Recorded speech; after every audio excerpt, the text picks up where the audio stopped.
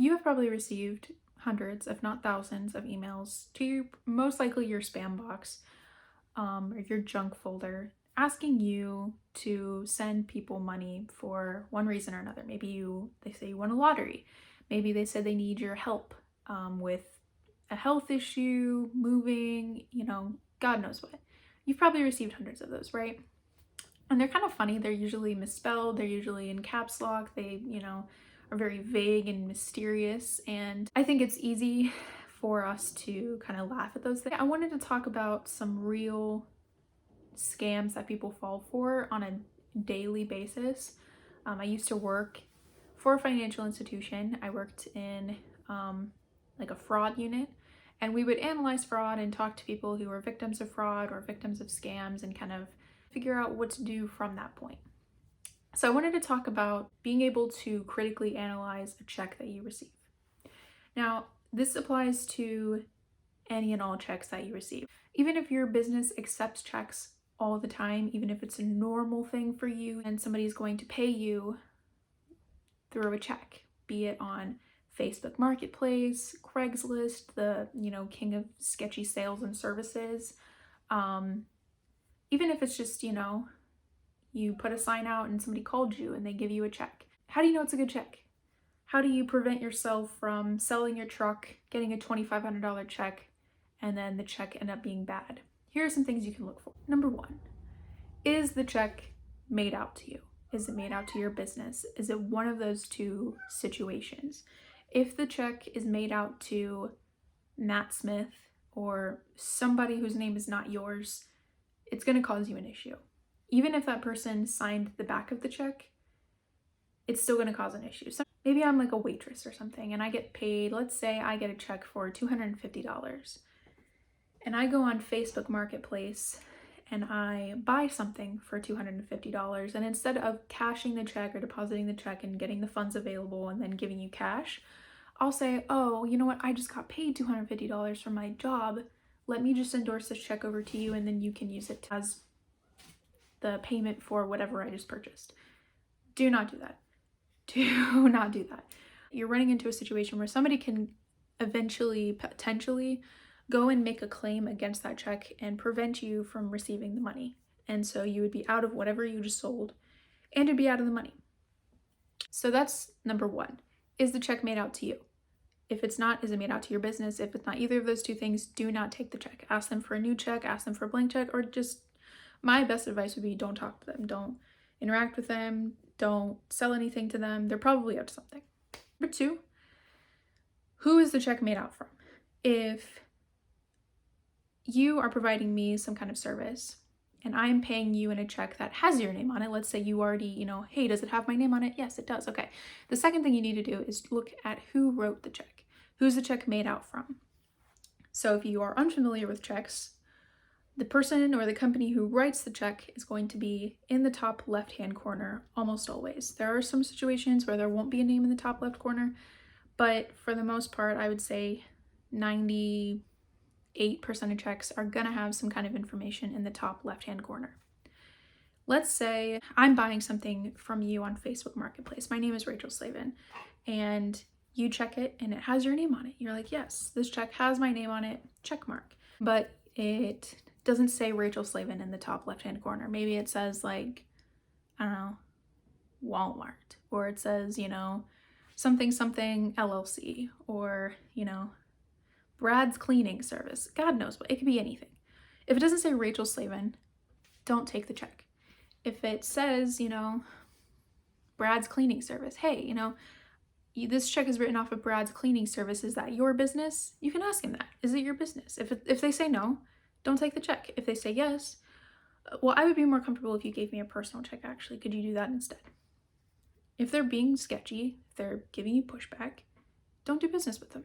Simple as that. It's not worth you losing money.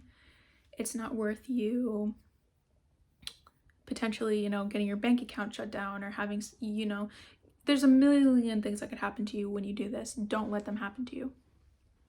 The third thing is, what is the situation? Analyze the situation carefully.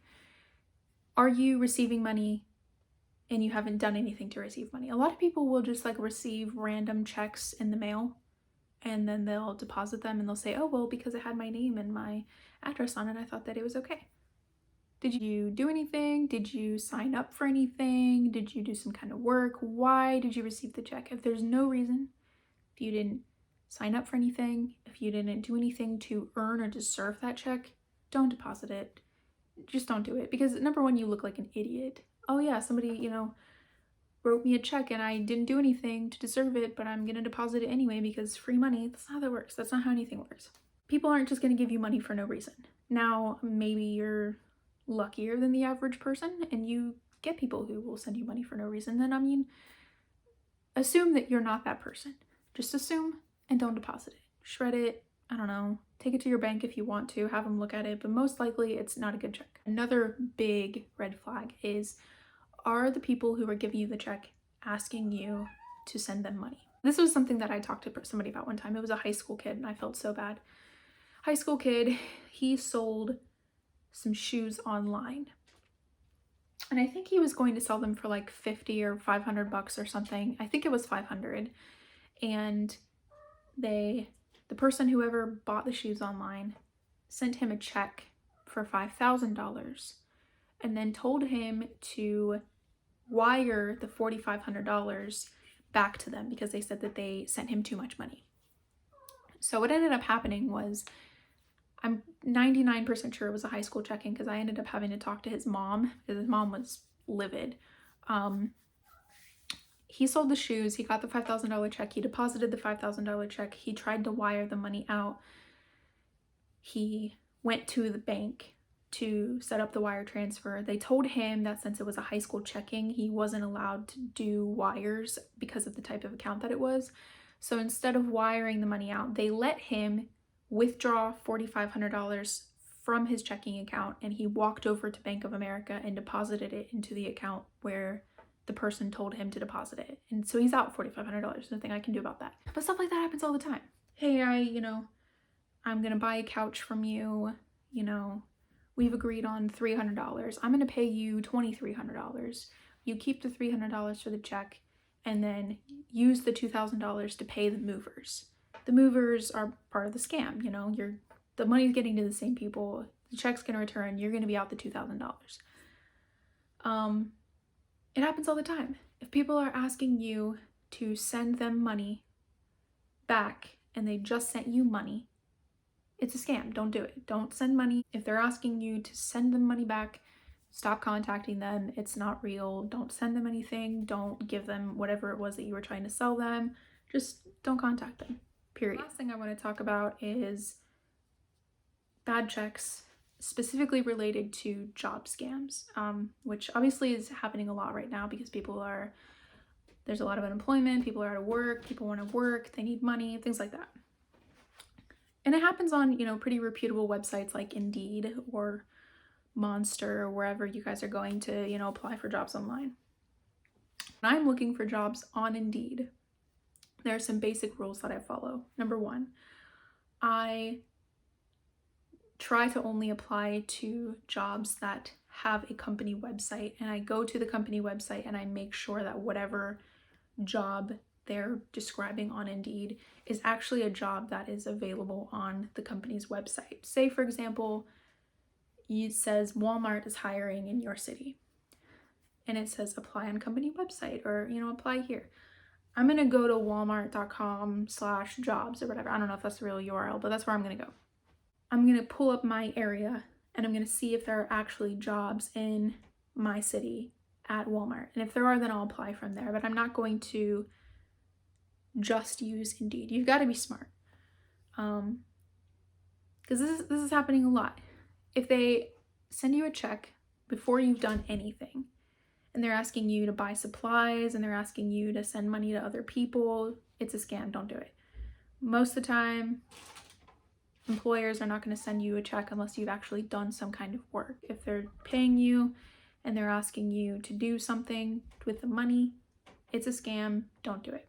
Even if you don't think that you would ever become a victim of one of these scams, I definitely suggest looking out for people who are older, people who are running into rough economic times, which is a lot of us, but I mean people who that are, unable to make rent or unable to pay their bills or unable to buy food. Those are the people that are going to be most likely to fall for these things. And I know if if you're like me, it's easy to say, oh, that would never happen to me. I would never do that. It happens to more people than you think. And you don't want to be out, hundreds to thousands of dollars because you fell for something stupid because you wanted a couple extra bucks. So I hope this was helpful. If you would like more financial fraud related videos, this is something very basic, but I have a lot more knowledge I can share. If it's something that you guys are interested in, leave a comment below, and then like and subscribe, and I will show you more content. Thank you.